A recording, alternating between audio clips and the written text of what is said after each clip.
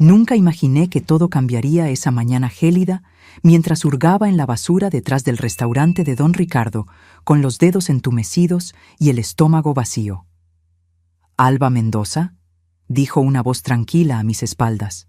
Me giré lentamente, con el paquete de lasaña todavía en mis manos, y me encontré con un hombre elegante, con un traje impecable que sostenía un maletín negro. «Tengo noticias que cambiarán su vida. Tiene una herencia de $50 millones. Pero antes de continuar, asegúrate de ya estar suscrito al canal y escribe en los comentarios: ¿desde dónde estás viendo este video? Nos encanta saber hasta dónde están llegando nuestras historias. Tengo 64 años y hace 6 meses recogía restos de comida en los contenedores de los restaurantes. No fue así como imaginé mi vida cuando me casé con Ricardo hace 30 años. Él era ingeniero, teníamos una vida cómoda. Nuestra hija Marcela creció con todo lo que necesitaba. Cuando Ricardo murió de un ataque al corazón hace un año, descubrí que estábamos hundidos en deudas. Había hipotecado nuestra casa, perdido dinero en inversiones arriesgadas y me lo había ocultado todo. En pocos meses, lo perdí todo. Mi hija Marcela, ahora casada con un ejecutivo bancario, se negó a ayudarme. «Tú y papá siempre fueron irresponsables con el dinero», dijo la última vez que hablamos, como si las deudas también fueran culpa mía. «Emilio y yo no vamos a tirar nuestro dinero». «Consíguete un empleo». «Pero, ¿quién contrata a una mujer de 64 años sin título universitario?» «Trabajé como secretaria antes de casarme. Luego me dediqué a la familia. Mis años de experiencia como ama de casa no contaban para nada en los currículos. Intenté empleos de vendedora, limpiadora, recepcionista. Nada. Cuando el banco tomó la casa, fui a un refugio. Después de 2 semanas, cuando mis pocos ahorros se acabaron, empecé a dormir en bancas de parques. Fue así como me volví invisible. La gente pasaba a mi lado en la calle como si yo fuera un poste, un obstáculo que esquivar. Aprendí las reglas no escritas de la calle. ¿Qué contenedores tenían comida todavía buena? ¿Qué parques eran seguros para dormir? ¿Cómo lavarme en baños públicos sin llamar la atención? Aquella mañana comenzó como tantas otras. Me desperté temblando de frío bajo mis cartones.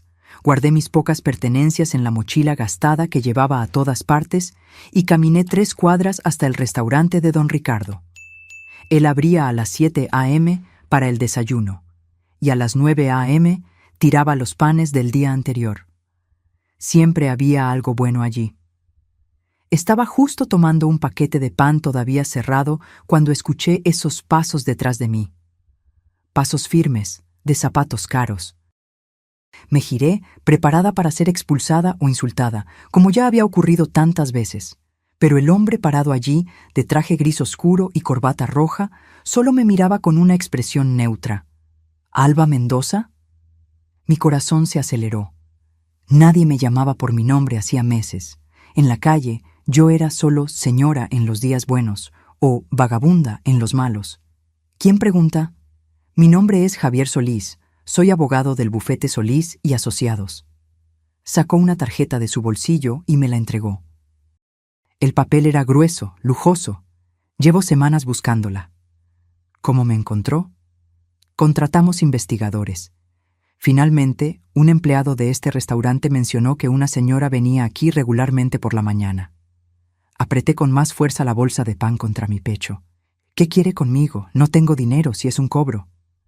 Al contrario, señora Mendoza, estoy aquí para informarle que su hermano, Fernando Mendoza, falleció hace un mes en Lisboa. Fernando, mi hermano mayor. No nos hablábamos hacía casi 20 años, desde aquella terrible pelea en el funeral de nuestros padres. Se mudó a Portugal y nunca más tuvimos contacto. Ni siquiera sabía que había muerto. «Lo siento», murmuré, sin saber qué sentir.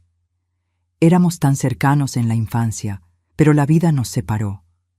Su hermano dejó un testamento, continuó el abogado. Usted es la única heredera de todos sus bienes.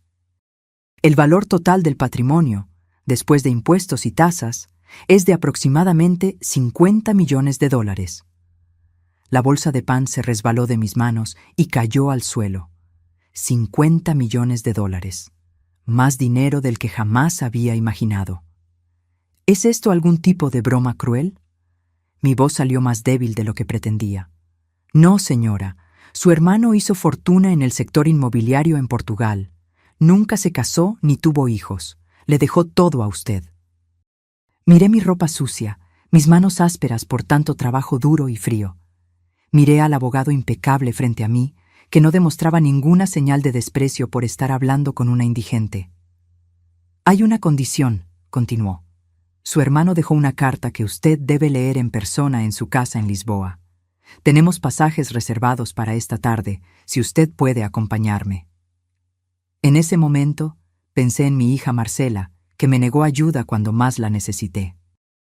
Pensé en los meses durmiendo en la calle, en las humillaciones diarias, en el abandono, y algo dentro de mí se endureció. ¿Puedo ir así?, pregunté, señalando mi ropa sucia. Proporcioné una habitación de hotel para que usted pueda prepararse adecuadamente. El vuelo sale a las 7 p.m. Mientras caminábamos hacia el coche que lo esperaba, una idea comenzó a formarse en mi mente. Si realmente había heredado toda aquella fortuna, había algo que necesitaba hacer primero. La vida me había dado una segunda oportunidad, y no desperdiciaría la ocasión de ajustar algunas cuentas. Mientras el coche lujoso se deslizaba por las calles de Ciudad de México, yo observaba el mundo a través de una nueva perspectiva. Ayer era invisible. Hoy, heredera de una fortuna. Las mismas personas que me ignoraban cuando pedía monedas ahora me abrirían puertas. El conductor me miraba por el retrovisor con curiosidad mal disimulada. Yo todavía parecía una mendiga, pero estaba siendo tratada como realeza. El abogado Javier Solís se mantuvo respetuoso todo el tiempo, explicando detalles sobre la herencia mientras yo absorbía todo en silencio. Mi hermano Fernando había construido un imperio inmobiliario en Lisboa. Apartamentos de lujo, hoteles boutique, propiedades comerciales, todos generando millones anualmente. ¿Por qué yo?, pregunté finalmente, cuando nos detuvimos frente a un hotel elegante. Fernando y yo no nos hablábamos hacía décadas. Su hermano mantenía un archivo detallado sobre usted, respondió Javier. Sabía de su matrimonio, del nacimiento de su hija, de la muerte de su esposo. Acompañó su vida a distancia. ¿Sabía que yo estaba en la calle? La pregunta salió como un susurro. Solo lo descubrió en las últimas semanas de vida. Fue entonces cuando alteró el testamento y me instruyó para que la encontrara inmediatamente después de su muerte. En la habitación del hotel me quedé parada delante del espejo del baño por largos minutos. La mujer que me miraba era una extraña. Cabellos grises enredados, rostro envejecido por el sol y las preocupaciones, ojos opacos de quien perdió la esperanza. Me quité la ropa sucia y entré en la ducha, dejando que el agua caliente, un lujo que no sentía hacía meses, lavara la suciedad y con ella parte de mi pasado reciente. El hotel había proporcionado ropa para mí, básica, pero limpia y de la talla correcta. Mientras me vestía, pensaba en Marcela. Mi única hija, a quien había criado con tanto amor, me dio la espalda en el momento más difícil de mi vida. No puedo comprometer el futuro de mi familia por culpa de sus errores, había dicho ella, negándome un lugar en su espaciosa casa. Su esposo, Emilio, estaba a su lado, con los brazos cruzados como un guardia de seguridad. Hay refugios para personas en su situación. La semana siguiente a mi desalojo, pasé frente a su casa. Vi a Marcela y Emilio entrando en el BMW nuevo, riéndose de algo. Marcela llevaba un bolso que yo sabía que costaba miles de pesos. Escondida detrás de un árbol, observé mientras partían para otro día cómodo, sin preocupaciones. Esa noche, dormí en una banca de parque, encogida por el frío. La vida en la calle me enseñó muchas lecciones, pero la más dolorosa fue descubrir a quién realmente le importaba. No fueron los amigos de las cenas elegantes que Ricardo y yo solíamos dar. No fue mi propia hija. Fueron personas como doña Lupe, una señora que también vivía en las calles y compartió conmigo su manta en una noche particularmente fría. Fue don Ricardo, que a veces olvidaba un sándwich envuelto en la parte superior del contenedor, donde yo pudiera tomarlo fácilmente. Mientras el abogado y yo cenábamos en el restaurante del hotel, elaboré mi plan. Antes de ir a Lisboa, necesitaba hacer una visita. Señor Solís, necesitaré mejor ropa para mañana, dije, saboreando la comida más decente que tuve en meses. Y me gustaría posponer nuestro viaje por un día, si es posible. Ciertamente. ¿Puedo preguntar el motivo? Tengo asuntos pendientes aquí, respondí simplemente. A la mañana siguiente, con ropa nueva y el cabello arreglado por un estilista del hotel, parecía otra persona. El conductor me llevó a la dirección que había memorizado, a pesar de nunca haber estado allí, la oficina donde Emilio Castro, esposo de Marcela, trabajaba como director financiero. Entré en el imponente edificio con confianza renovada. En la recepción anuncié: Alba Mendoza para ver a Emilio Castro. Dígale que soy su suegra. La recepcionista me miró con sorpresa. Claramente Emilio nunca había mencionado una suegra, pero hizo la llamada. Minutos después, Emilio apareció en el lobby, el rostro una máscara de shock cuando me reconoció. ¿Alba? ¿Cómo? Miraba mi ropa nueva, mi cabello arreglado, completamente confundido. Necesitamos hablar, Emilio. Asunto de familia. Me condujo a su oficina, visiblemente incómodo. Me senté delante de su escritorio, observando las fotos enmarcadas. Marcela y él en viajes lujosos, en fiestas elegantes. En una de ellas reconocí el collar que había sido de mi madre, una de las pocas herencias que dejé para Marcela cuando lo perdí todo. Emilio, vine a hacer una propuesta de negocios. ¿Propuesta? Alba, con todo respeto, usted estaba viviendo en las calles hace unas semanas. ¿Qué tipo de propuesta podría tener? Una que involucra $50 millones, respondí tranquilamente, observando el shock y la incredulidad en su rostro, y el futuro de su carrera. A medida que le expliqué sobre la herencia, vi la expresión de Emilio cambiar de incredulidad a un interés ávido. Cuando terminé, ya era otro hombre, servil, casi adulador. Alba, esto es increíble. Debe estar tan feliz. Sabe, Marcela y yo siempre quisimos ayudar, pero nuestra situación financiera era complicada. Ahórrese los detalles, Emilio. Ustedes me dieron la espalda. Ahora, tengo una propuesta. Voy a hacer una inversión significativa en su banco, lo que sin duda impulsará su carrera. A cambio, solo quiero una cosa. Cualquier cosa, respondió, casi salivando de ambición. Una cena en su casa, esta noche, con Marcela, por supuesto, y algunos amigos seleccionados que deben invitar. Le entregué una lista con nombres cuidadosamente elegidos, personas importantes en su círculo social. Claro, no hay problema.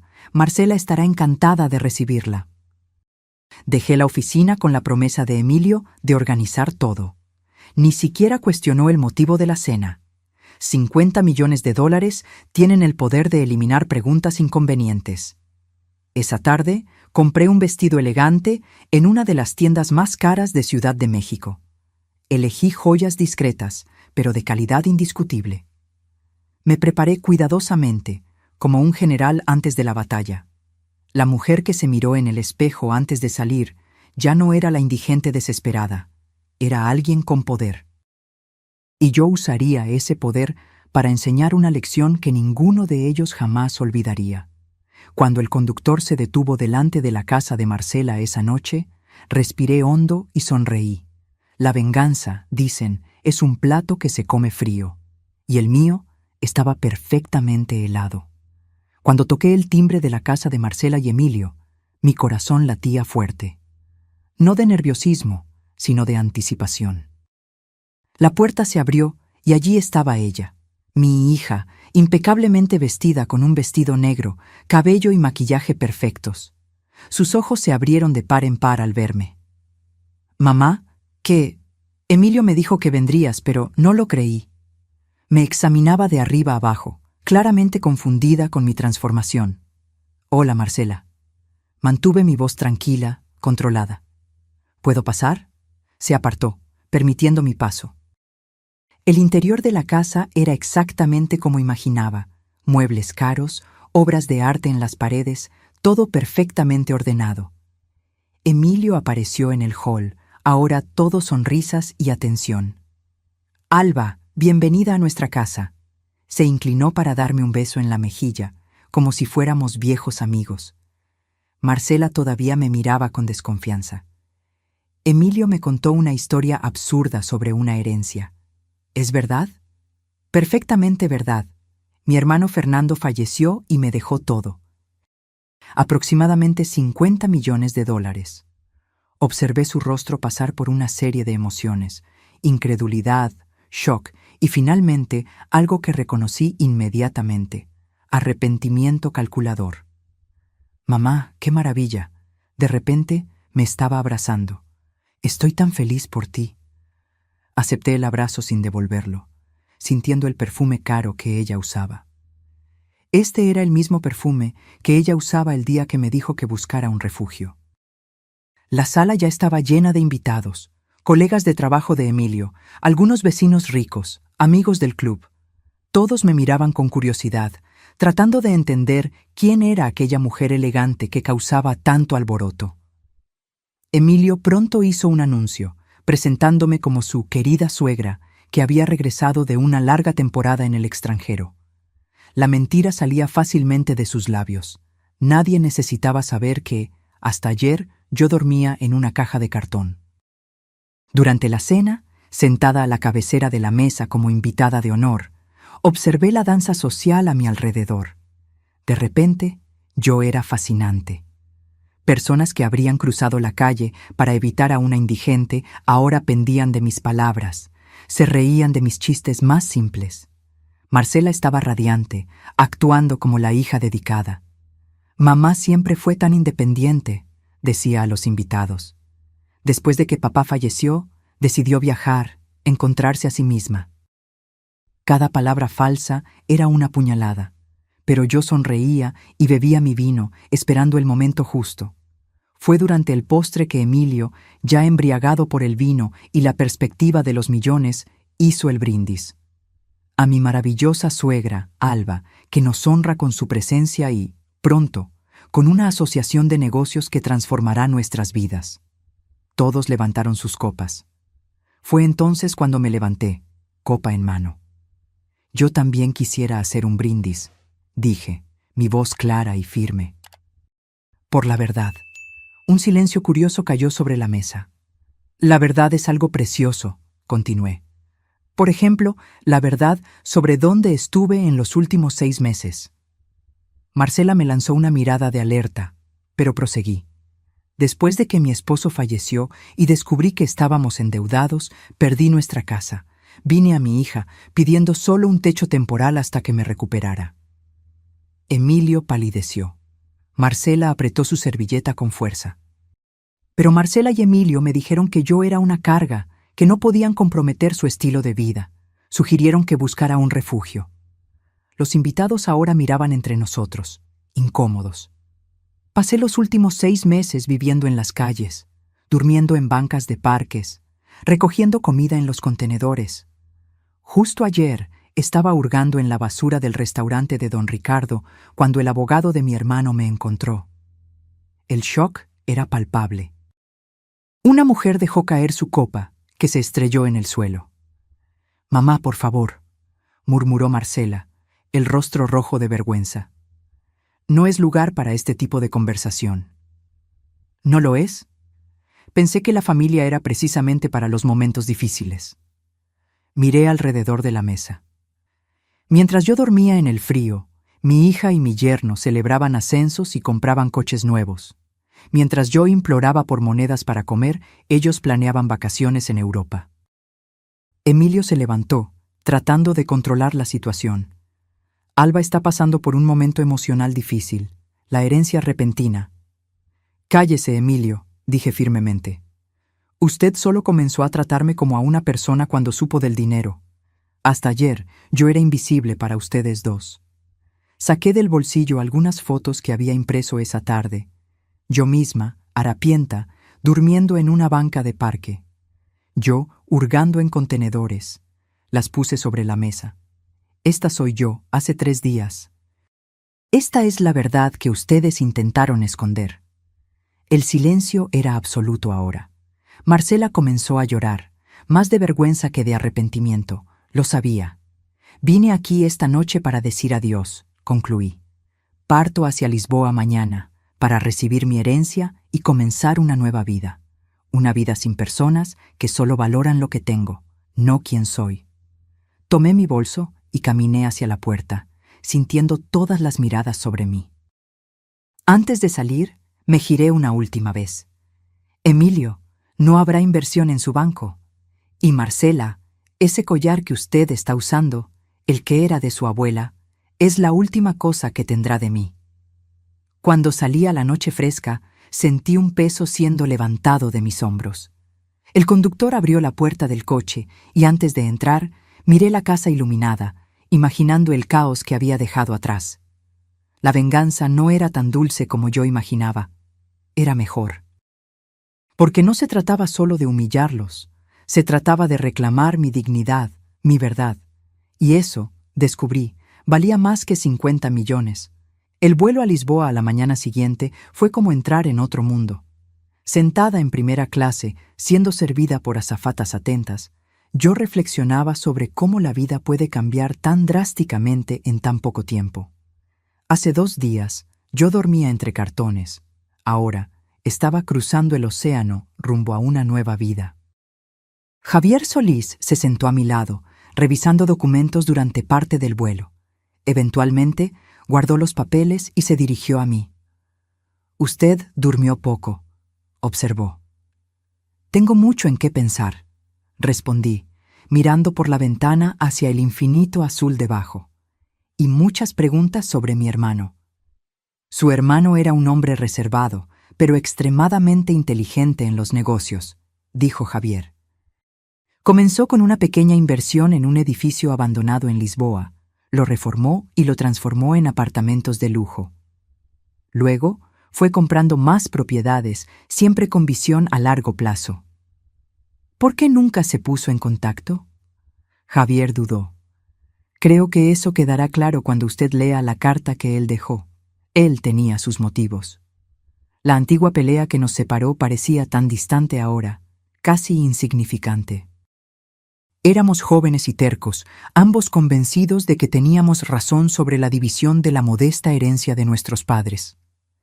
Yo elegí los pocos objetos de valor sentimental, el collar de mi madre, la colección de libros de mi padre. Fernando se quedó con el dinero, que no era mucho. En la época yo lo acusé de ser codicioso, él me acusó de ser ingenua. Aparentemente, él tenía visión para los negocios que yo jamás imaginé. En Lisboa, fuimos recibidos por un conductor que nos llevó directamente a la casa de Fernando, o mejor dicho, a su mansión. Ubicada en una colina con vista a la ciudad, la propiedad era impresionante. Arquitectura moderna mezclada con elementos tradicionales portugueses, jardines meticulosamente cuidados, una piscina infinita que parecía fundirse con el horizonte. ¿Su hermano vivía aquí solo?, pregunté, impresionada con el tamaño del lugar. Con algunos empleados, respondió Javier. La ama de llaves, la señora Oliveira, se ocupaba de todo. Ella todavía está aquí, por cierto, manteniendo la casa en orden hasta que usted decida qué hacer. La señora Oliveira nos recibió en la puerta. Una mujer robusta de mediana edad con una sonrisa cálida. Hablaba portugués con acento fuerte, pero podíamos comunicarnos razonablemente. Su hermano hablaba mucho de usted, me dijo mientras me mostraba las habitaciones de la casa. Tenía su foto en la oficina. De hecho, al entrar en la oficina de Fernando, vi mi propia imagen en un marco sobre el escritorio. Una foto antigua, de antes de nuestro desacuerdo. Al lado de ella, una foto de nuestros padres. Era como si él hubiera mantenido a la familia unida, al menos en fotografías. «Este es el sobre que su hermano dejó para usted», dijo Javier, entregándome un gran sobre sellado. Él pidió que fuera abierto aquí, en su casa. Tomé el sobre con manos temblorosas y pedí un momento a solas. Cuando todos salieron, me senté en la silla que un día perteneció a mi hermano y abrí el sello. Dentro había varios documentos: el testamento oficial, certificados de propiedad, extractos bancarios y una carta manuscrita. La desdoblé y reconocí inmediatamente la caligrafía de Fernando. Querida Alba, si estás leyendo esto, significa que ya no estoy aquí y Javier ha logrado encontrarte. Espero que no haya sido difícil. Mi mayor temor era que hubieras desaparecido por completo. Primero, pido perdón por el silencio de tantos años. Nuestro desacuerdo fue tonto, como la mayoría de las peleas de hermanos. Demasiado orgullo de ambas partes, supongo. Cuando finalmente superé mi terquedad y decidí buscarte, ya te habías casado y comenzado una nueva vida. No quise interferir. Aún así, me mantuve informado. Contrataba discretamente personas para que me trajeran noticias tuyas. ¿Cómo estabas, si eras feliz? Supe del nacimiento de tu hija, Marcela. Quería conocerla, mi sobrina, pero no sabía cómo reaparecer después de tanto tiempo. Cuando supe de la muerte de Ricardo, y peor aún, de la situación en que quedaste, ya estaba muy enfermo. El cáncer avanzaba rápidamente. Intenté actuar lo más rápido posible, alterando mi testamento, instruyendo a Javier para que te encontrara inmediatamente después de mi muerte. Alba, sé que el dinero no compensa los años perdidos, pero espero que pueda darte el confort y la seguridad que mereces. Construí todo esto solo, sin familia, sin hijos. Siempre pensé, ¿para quién dejaré todo esto? La respuesta siempre fuiste tú, mi única hermana. Una última cosa. Hay una caja fuerte detrás del cuadro en la pared a tu izquierda. La combinación es nuestra fecha de nacimiento. Primero la tuya, luego la mía. Dentro de ella hay algo que te pertenece desde hace mucho tiempo. Con amor, siempre, Fernando. Me levanté, las piernas débiles, y me dirigí al cuadro mencionado. Una pintura de Lisboa al atardecer. Lo removí cuidadosamente, revelando una pequeña caja fuerte. Digité la combinación con dedos temblorosos y la puerta se abrió. Dentro había una pequeña caja de madera tallada que reconocí inmediatamente. Era de nuestro padre, donde él guardaba objetos especiales. Cuando la abrí, no pude contener las lágrimas. Allí estaba el collar de nuestra madre, idéntico al que yo había dado a Marcela, que ahora usaba en fiestas como un trofeo. Fernando había comprado otro, exactamente igual, probablemente a un costo inmenso. Junto al collar, una nota corta. Para reemplazar el que le diste a tu hija. Algunas tradiciones de familia deben continuar. Me senté de nuevo, sosteniendo el collar contra mi pecho, sintiendo el peso de la historia de mi familia, del amor que persistió a pesar de la distancia y el silencio. De repente, la venganza de la noche anterior parecía pequeña, casi insignificante. En ese momento entendí que había recibido mucho más que una fortuna. Había recibido una segunda oportunidad, no solo de vivir cómodamente, sino de vivir con propósito.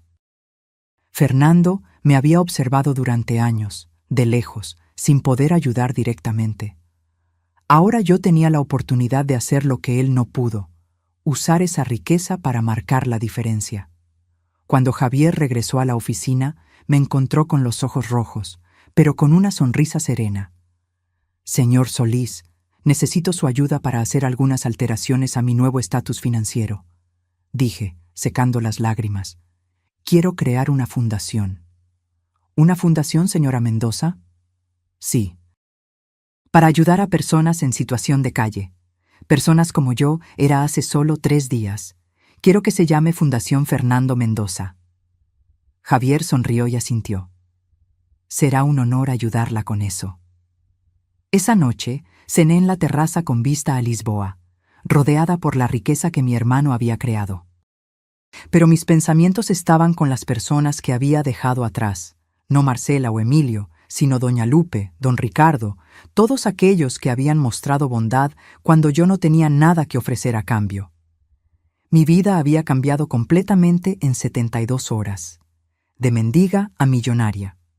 Pero la verdadera transformación no era externa, era interna. Yo ahora tenía no solo los medios, sino también la motivación para marcar la diferencia.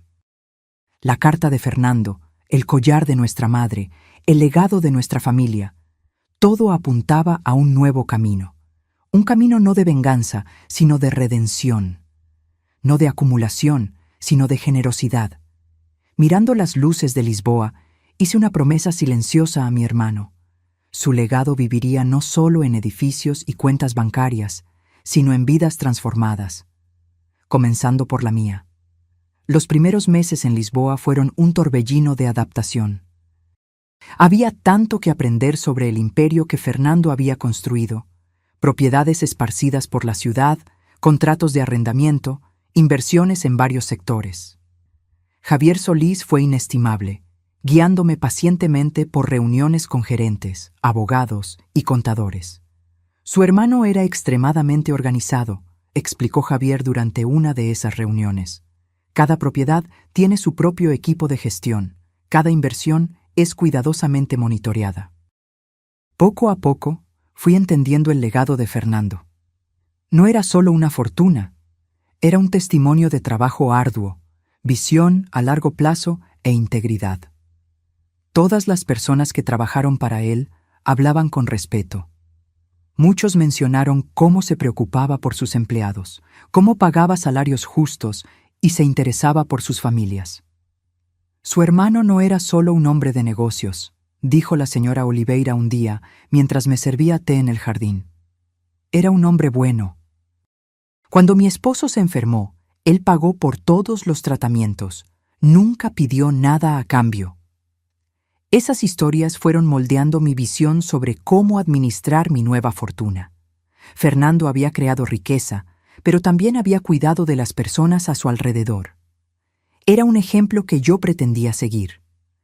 Mientras aprendía sobre los negocios, también trabajaba en la creación de la Fundación Fernando Mendoza. Quería que fuera más que solo distribución de dinero. Quería crear un sistema que realmente ayudara a personas en situación de calle a reconstruir sus vidas. Necesitamos ofrecer no solo refugio, expliqué a Javier y al equipo que estaba formando, sino también dignidad, propósito, herramientas para que puedan levantarse. Estudié modelos de programas exitosos en varias partes del mundo. Recordé mis propias necesidades cuando estaba en la calle. No era solo comida o un techo, sino también respeto, oportunidades, alguien que realmente se preocupara. 3 meses después de mi llegada a Lisboa, recibí un correo electrónico de Emilio. El mensaje era largo, lleno de disculpas ensayadas e intentos transparentes de reconciliación. Entre las líneas, su verdadero motivo era claro. Después de mi revelación en la cena, varios invitados influyentes se habían alejado de él y de Marcela. Su reputación estaba manchada. Además, había sido descartado para un ascenso en el banco. «Somos familia», escribía. «Deberíamos superar nuestras diferencias. Marcela te extraña mucho». Borré el correo electrónico sin responder. 2 semanas después, fue el turno de Marcela. Su mensaje tenía un tono diferente. Había algo que parecía arrepentimiento genuino, aunque mezclado con autodefensa. «Mamá, sé que te decepcioné profundamente. En ese momento, realmente creí que estaba haciendo lo correcto para mi familia.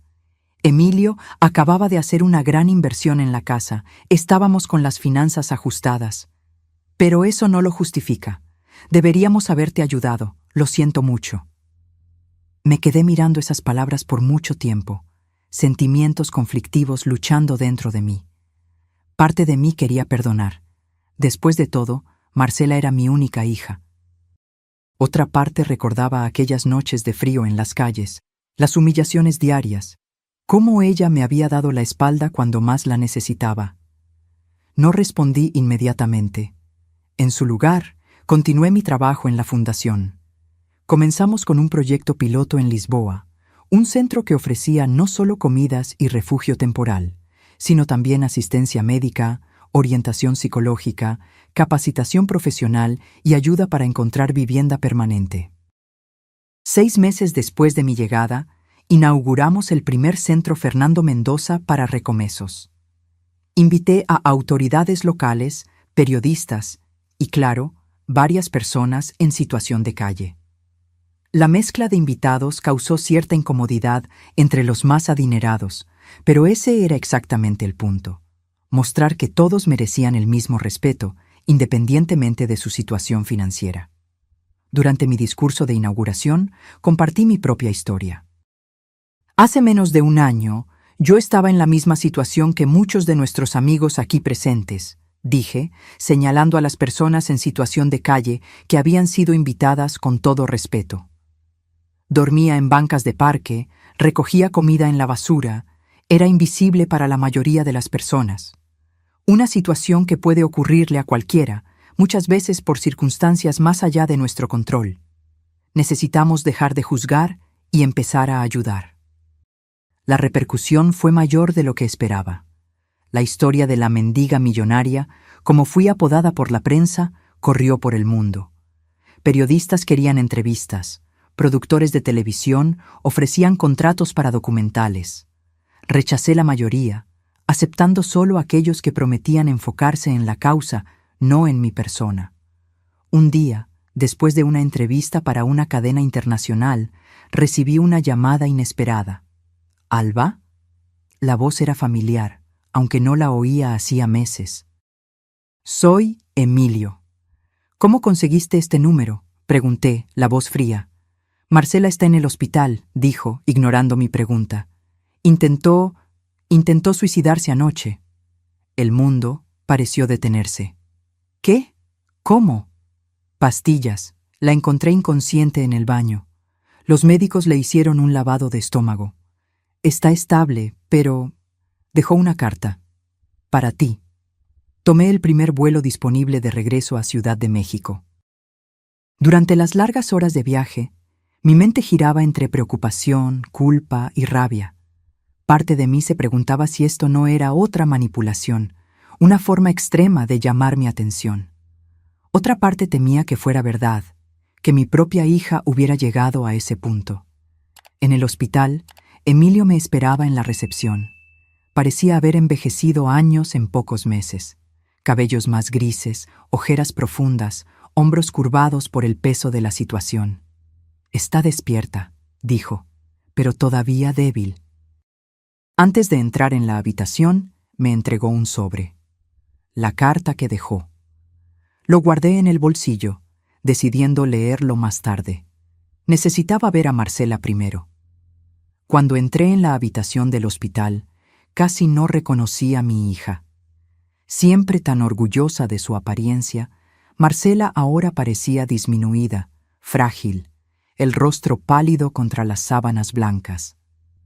«Mamá», murmuró al verme. «¿Viniste?» Me senté al lado de la cama y tomé su mano, sintiendo los huesos delicados bajo la piel. «Claro que vine.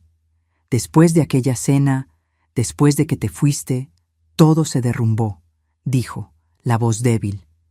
La gente dejó de invitarnos a eventos. Emilio perdió clientes importantes. Yo perdí amigas de años. Marcela, nos merecemos esto, lo sé. Lo que te hicimos fue imperdonable. Pero luego te vi en la televisión, hablando sobre aquella fundación, ayudando a personas que ni conoces, mientras a nosotros nos diste la espalda. ¿Cómo podría confiar en ti de nuevo?, pregunté, la voz suave pero firme. Me abandonaste cuando más te necesité. Lo sé, susurró, lágrimas rodando por su rostro. Me convertí en el tipo de persona que siempre desprecié, superficial, egoísta, preocupada solo por las apariencias. Miré a mi hija, mi única hija, y vi no solo a la mujer fría que me negó ayuda, sino también a la niña que un día había acunado en mis brazos, a la adolescente que se reía de mis chistes, a la joven que lloró en mi hombro cuando le rompieron el corazón por primera vez. Cuando salgas de aquí, dije finalmente, necesitamos hablar. De verdad, sobre todo. Ella asintió, un pequeño rayo de esperanza cruzando su mirada exhausta. Esa noche, en el hotel, leí finalmente la carta que había dejado. Era diferente de los correos electrónicos calculadores que había recibido antes. Era cruda, honesta, llena de arrepentimiento genuino y autorreflexión dolorosa.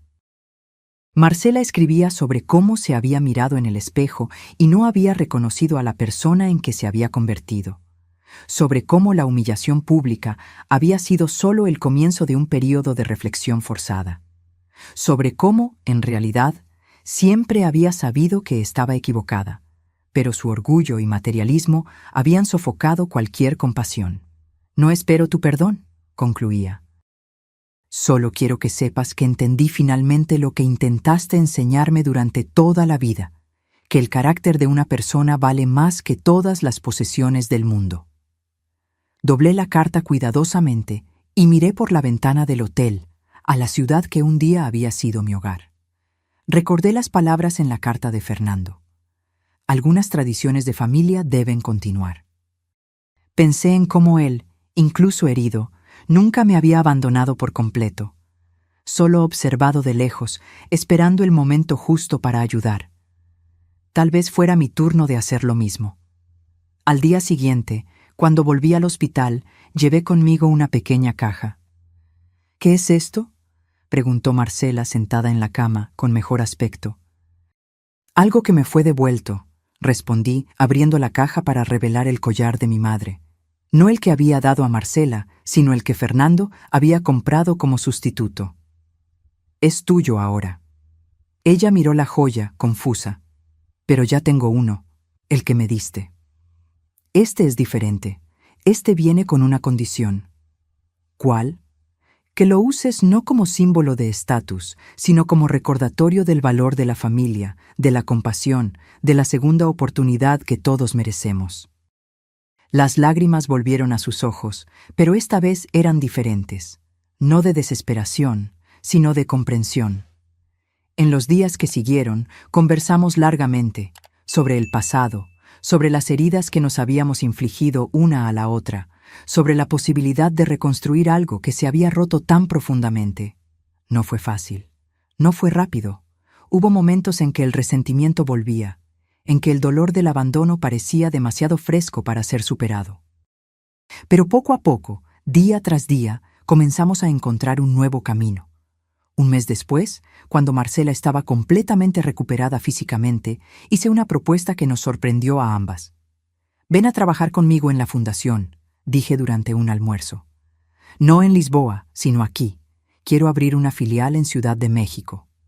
Yo, trabajar con personas en situación de calle, parecía genuinamente sorprendida. ¿Quién mejor para entender la importancia de una segunda oportunidad que alguien que acaba de recibir una? Ella lo consideró por un momento. Luego asintió lentamente. «Creo que te lo debo. A mí misma, en realidad». No se trata de deuda, Marcela. Se trata de propósito, sobre usar nuestras experiencias, buenas y malas, para marcar la diferencia. Mientras caminábamos por el parque después del almuerzo, pensé en cómo la vida da vueltas inesperadas. En menos de un año, yo había pasado de habitante de la calle a millonaria, de madre abandonada a mentora de mi propia hija. Fernando me había dado más que dinero. Me había dado la oportunidad de transformar no solo mi vida, sino la de muchos otros. «Mamá», dijo Marcela suavemente, interrumpiendo mis pensamientos, «lo siento, por todo». Miré a mi hija, no la mujer fría que me dio la espalda, ni la niña que un día acuné en mis brazos, sino la persona compleja que era ahora, llena de fallas y potencial, como todos nosotros. «Lo sé», respondí, apretando su mano. «Yo también». Y continuamos caminando, no más presas del pasado, sino mirando hacia el futuro. Un futuro que, gracias a un hermano que nunca olvidó, ahora teníamos el privilegio de construir juntas. El primer centro Fernando Mendoza para recomesos en Ciudad de México fue inaugurado exactamente un año después de mi transformación de indigente a heredera millonaria. Elegí la ubicación estratégicamente, Un edificio abandonado a pocas cuadras de donde yo solía dormir, cerca del restaurante de Don Ricardo. La ceremonia de inauguración fue simple, pero significativa. Entre los invitados, políticos locales, empresarios, periodistas y, lo más importante, personas en situación de calle que serían los primeros beneficiados. Este centro no es solo un lugar para comidas o refugio temporal, expliqué durante mi discurso. Es un espacio de dignidad, de posibilidades, de recomesos verdaderos. Ofrecemos asistencia médica, orientación psicológica, capacitación profesional, ayuda para documentación y principalmente una comunidad de apoyo. Miré a la audiencia y vi rostros que conocí en mis días en las calles. Doña Lupe, ahora una de las primeras residentes de nuestro refugio de transición. Don Ricardo, que se había convertido en un socio del proyecto, donando alimentos de su restaurante, y tantos otros que yo había conocido solo por la mirada, por un saludo discreto, por la solidaridad silenciosa que existe entre aquellos que comparten la misma lucha. Marcela estaba a mi lado, supervisando cada detalle del evento. En los últimos meses, ella se había dedicado al proyecto con una intensidad que me sorprendió. Comenzó en la posición más básica, sirviendo comidas, organizando donaciones, escuchando historias, y gradualmente asumió más responsabilidades. Nunca imaginé que tendría una conexión tan profunda con este trabajo, me confesó una noche, después de un largo día. Siempre pensé que esas personas eran diferentes, de alguna forma. Ahora entiendo que la línea que separa nuestras vidas de las de ellas es mucho más tenue de lo que imaginamos. Esa era la lección más valiosa que mi tiempo en las calles me había enseñado y ahora estaba siendo transmitida. Después de la inauguración oficial, cuando la mayoría de los invitados ilustres ya se había ido, nos quedamos solo con nuestros verdaderos invitados de honor, las personas que utilizarían el centro. Servimos una comida especial, no como caridad, sino como celebración compartida. Fue durante esa comida que un hombre se acercó tímidamente a mi mesa. Lo reconocí inmediatamente. Gerardo, un señor que dormía en el mismo parque que yo, que una vez compartió conmigo su último pedazo de pan. «Doña Alba», dijo, con voz temblorosa. «¿Me recuerda?» «Claro que recuerdo, Gerardo». Me levanté y lo abracé sin dudar. ¿Cómo podría olvidar? Cuando usted desapareció de las calles, pensé que había muerto. Muchos de nosotros morimos sin que nadie se dé cuenta. Sus ojos se llenaron de lágrimas. Luego vi su foto en el periódico, una historia tan increíble que solo podía ser verdad. Lo invité a sentarse con nosotras. Era un ex profesor universitario que había perdido todo después de una depresión severa, seguida de la muerte de su esposa. En las calles hacía 8 años, había perdido la esperanza de una vida diferente. «Tengo una propuesta para usted», dije, después de escuchar su historia. «Necesitamos a alguien para coordinar nuestro programa educativo aquí en el centro. Alguien que entienda tanto la educación como la realidad de las calles». Él me miró incrédulo. «¿Yo? Pero hace años que no enseño. Ni documentos tengo ya». «Podemos resolver eso», respondió Marcela, que había escuchado nuestra conversación. «Documentación, ropa adecuada, alojamiento temporal mientras se restablece. Lo importante es su experiencia y su conocimiento». La expresión en el rostro de Gerardo, esa mezcla de incredulidad, esperanza y dignidad renovada, era exactamente lo que habíamos imaginado para el centro. No se trataba solo de dar cosas a las personas, sino de devolverles el sentido de valor propio, la confianza de que todavía tenían algo que contribuir. En las semanas y meses que siguieron, historias como la de Gerardo se multiplicaron. El centro se convirtió no solo en un refugio, sino en un punto de inflexión en la vida de muchas personas. No funcionaba para todos. Algunos no estaban listos para el cambio, otros enfrentaban desafíos demasiado complejos, pero para muchos era la oportunidad que jamás habían recibido. Un año después de la inauguración del Centro Mexicano, la Fundación Fernando Mendoza ya había ayudado a más de 200 personas a encontrar vivienda permanente y empleo. El modelo estaba siendo replicado en otras ciudades, adaptado a las necesidades locales, pero siempre manteniendo el principio fundamental: tratar a personas en situación de calle con dignidad y respeto, ofreciendo no solo ayuda inmediata, sino herramientas para una transformación duradera. En cuanto a Marcela, nuestra relación continuó reconstruyéndose, ladrillo a ladrillo. No era perfecta.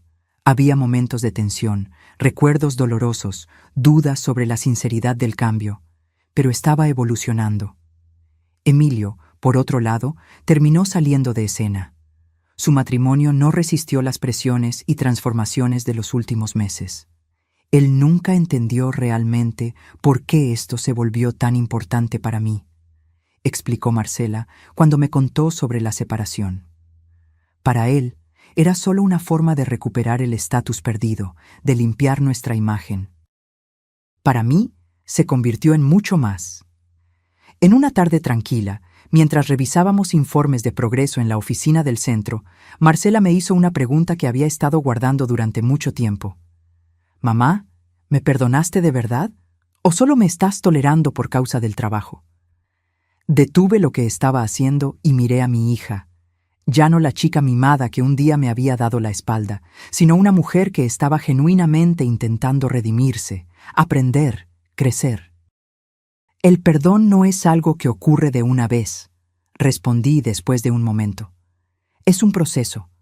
Hay días en que recuerdo el frío en las calles, el hambre, la soledad, y sí, siento rabia porque no me ayudaste. Pero también veo en quién te estás convirtiendo ahora, el bien que estás haciendo, y eso importa. ¿Crees que un día podrás olvidar completamente?» No se trata de olvidar, Marcela. Se trata de no dejar que el pasado defina nuestro futuro. De usar incluso las experiencias más dolorosas como herramientas para construir algo mejor. Ella sonrió levemente, comprendiendo. Como lo hizo el tío Fernando contigo. Exactamente. Esa noche, sola en mi nuevo apartamento, cómodo, pero a propósito modesto considerando mi fortuna, miré la foto de mi hermano que mantenía sobre el escritorio, la misma foto que él tenía de mí en su casa en Lisboa. «Tenías razón, Fernando», dije en voz alta, como si él pudiera oírme. La verdadera riqueza no está en las cuentas bancarias o en las propiedades. Está en usar lo que tenemos para marcar la diferencia. Tomé el collar de nuestra madre, el original que mantuve conmigo, y lo sostuve contra la luz. Brillaba suavemente, llevando consigo tantas historias, tantas generaciones de amor, pérdida, redención. En menos de 2 años, mi vida había dado un giro completo, de las calles a una mansión, de la soledad a un propósito, del abandono a un legado. El viaje no había terminado, claro. Había mucho más trabajo por hacer, más vidas que tocar, más lecciones que aprender. Pero cuando pienso en aquella mañana gélida detrás del restaurante de don Ricardo, cuando un abogado elegante apareció como un ángel improbable para anunciar mi herencia, no puedo dejar de maravillarme con los caminos impredecibles de la vida. No fue solo el dinero lo que cambió todo, fue lo que elegí hacer con él. Fue la decisión de transformar una historia de abandono y venganza en una narrativa de compasión y renovación. Y esa, me di cuenta, era la verdadera herencia de mi hermano.